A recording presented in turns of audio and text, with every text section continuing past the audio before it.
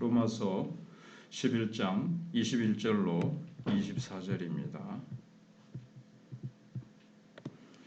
하나님이 원 가지들도 아끼지 아니하셨은즉 너도 아끼지 아니하시리라. 그러므로 하나님의 인자하심과 준엄하심을 보라. 넘어지는 자들에게는 준엄하심이 있으니 너희가 만일 하나님의 인자하심에 머물러 있으면 그 인자가 너희에게 있으리라. 그렇지 않으면 너도 찍히는 바 되리라. 그들도 믿지 아니하는데 머무르지 아니하면 접붙임을 받으리니 이는 그들을 접붙이실 능력이 하나님께 있음이라. 내가 원 돌 감람나무에서 찍힘을 받고 본성을 거슬러 좋은 감람나무에 접붙임을 받았으니 원 가지인 이 사람들이야 얼마나 더 자기 감람나무에 접붙이심을 받으랴. 아멘. 어제 바울은 나의 나 된 것은 하나님의 은혜로 된 것이다.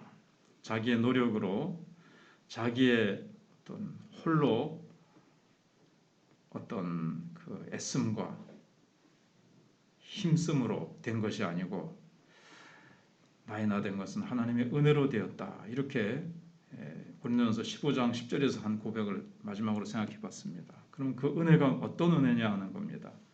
22절에 보시면 그러므로 하나님의 인자하심과 준엄하심을 보라. 넘어지는 자들에게는 준엄하심이 있으니 너희가 만일 하나님의 인자하심에 머물러 있으면 그 인자가 너희에게 있으리라. 그렇지 않으면 너도 찍히는 바 되리라. 좀 어려운 말씀입니다. 하나님이 불쌍히 여기시는 은혜와 하나님이 엄하게 다루시는 것을 보라는 겁니다. 하나님이 누구에게 엄하게 다루셨습니까? 넘어지는 자들, 즉 이스라엘 사람들을 엄하게 다루셨다는 겁니다. 여기 넘어진다는 말은 이제 실족한다는 뜻입니다. 안 믿는 이스라엘 사람들은 하나님이 엄하게 다루셨지만 그 대신에 접붙임을 받은 가지인 우리 이방인들은 인자하심으로 다루셨습니다. 만일 이스라엘을 다루시듯이 이방인들을 그렇게 엄하게 다루셨다면 이방인 가운데서는 아무도 구원 얻을 자가 없다는 얘기입니다. 하나님이 이방인들을 불쌍히 여기시는 덕분에 우리가 살고 있는데 우리가 어떻게 교만할 수 있느냐 하는 겁니다. 아무도 자랑할 것이 없다는 거예요. 인자하심으로 다뤄주셨기 때문에 우리가 구원받고 하나님의 자녀가 되고 축복을 누리게 되는 것이지 이스라엘 백성들처럼 하나님께서 다루셨다면 우리는 결코 우리도 이스라엘 백성들처럼 원가지에서 잘림을 받는다는 거죠. 그렇기 때문에 우리가 이와 같은 잘못이 없도록 늘 경계해야 됩니다. 즉 교만해서는 안 된다는 거예요. 늘 겸손히 내가 이 자리에 있는 것은 하나님의 은혜로 있게 되는 것이다. 내가 잘나서 내가 열심히 해서 그런 것이 아니다라고 늘 경계하면서 교만이 내 속에 침투하지 못하도록 늘 경계해야 된다는 겁니다. 그리고 나의 구원을 위해서 눈에 보이지 않게 수고해준 많은 분들에 대해서 늘 감사하는 마음을 가져야 됩니다. 오늘날 우리에게 이 성경이 있기까지 선교사님들이 우리나라에 들어오지 못할 때 처음에는 세국장식으로 인해서 선교사들을 들어오지 못하게 했죠. 그런데 저 만주 있는 이쪽에서 글을 하나하나 배워가지고 이걸 또 나무를 잘라서 그거를 목각으로 다 활자처럼 이렇게 파가지고 만들어가지고 누가복음을 찍어서 만들었습니다. 맨 처음에. 그래가지고 이걸 또 사람들한테 하나씩 다 이렇게 나누어주고 이런 사람들로부터 시작해가지고 언더우드라는 선교사부터 또 있고 너무나 많은 사람들이 복음이 있기까지 얼마나 많은 사람들이 피 흘리고 땀 흘리고 수고를 했는지 생각을 해야 되는데 거기에는 이스라엘 사람들도 포함되어 있다는 겁니다.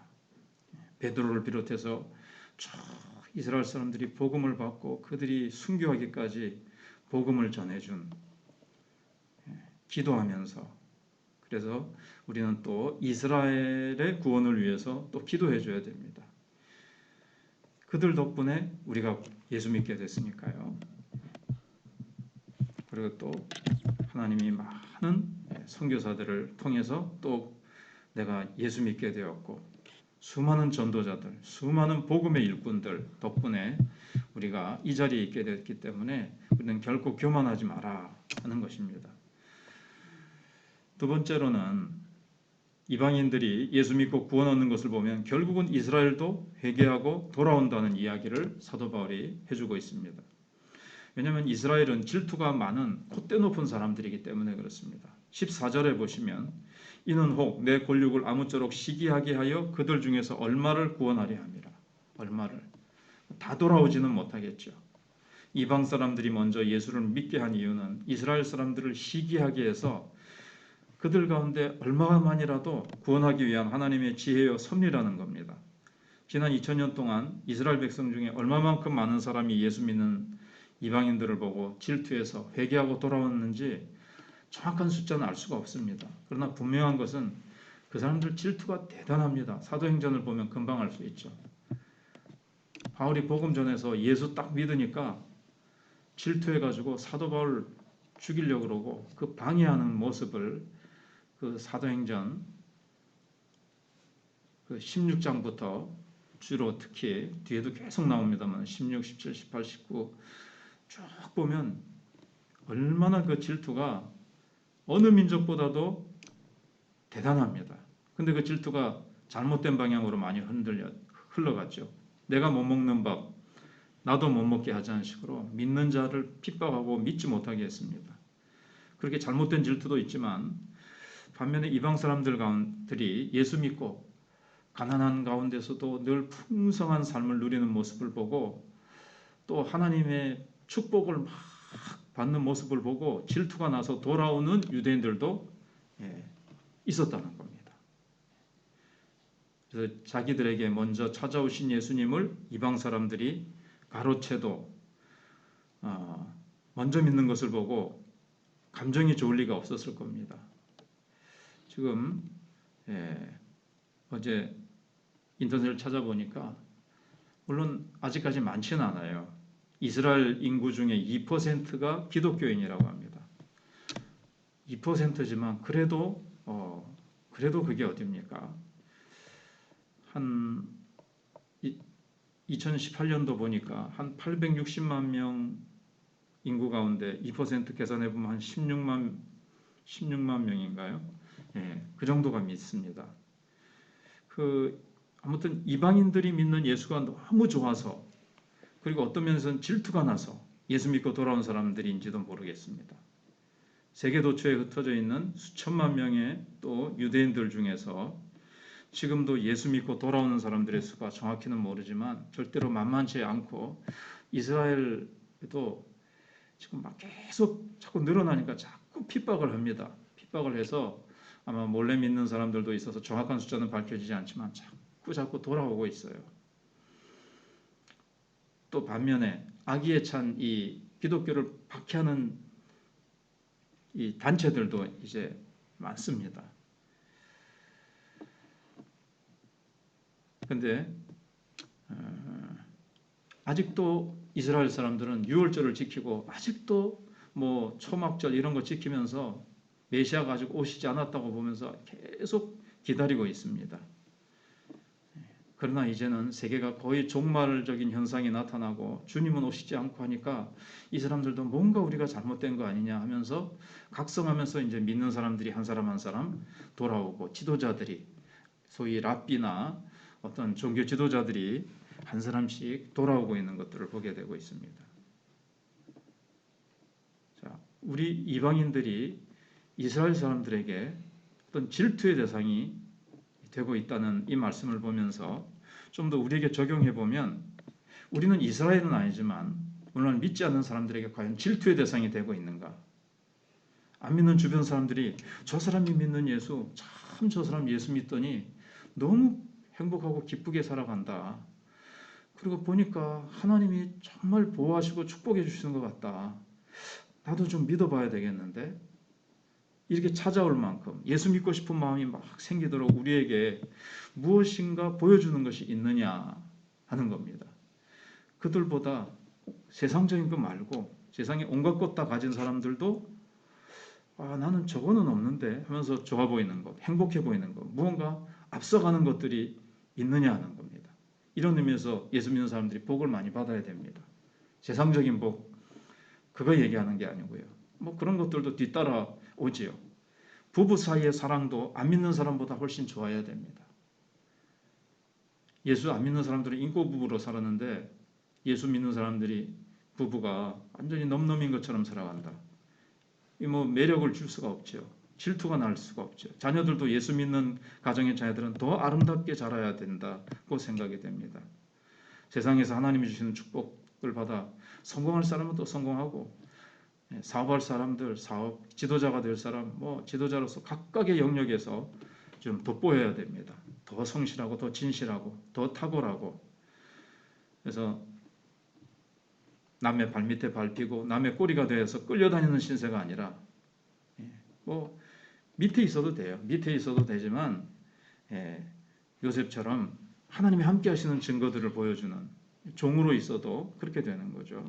하나님이 함께 하심을 볼 수 있는 그 사람들이 우리를 보고 질투할 리가 뭐 그렇게 살아가면 우리가 정말 게으르고 하나님의 복을 받는지 안 받는지 행복하게 사는지 이렇게 되면 질투할 게 뭐가 있겠습니까? 그래서 우리는 주여 나를 통해서 예수 안 믿는 사람들이 질투가 생겨서라도 예수 믿게 해주시옵소서 그렇게 기도할 필요가 있습니다.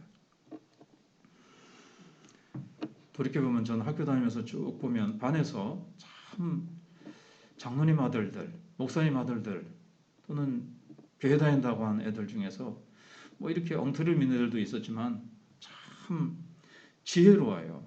어떻게 저렇게 공부도 잘하고 어떻게 저렇게 지혜로울까? 남다른 뭔가 말할 수 없는 뭔가가 있더라고요. 질투감이 있었어요, 사실. 저 예수 믿으니까 저 참 순결하고 깨끗하고 뭔가 참 지혜롭다. 세상 다른 예수 교회 안 다니는 애들이 가지고 있지 않은 어떤 지혜가 있다. 보면 주로 이제 목사님 아들은 제 다닐 때 보면 한 명밖에 못 만났고 주로 장로님 아들들이 이렇게 쭉 반에서 보면 제 장로님 아들이래, 장로님 아들이래. 그런데 참 지혜로워요. 그래서 야 예수 믿고 장로님 아들들은 좀 하나님이 저는 축복을 주시나 안 믿는 교회 다니지도 않는 저한테 그런 마음이 생기더라고요.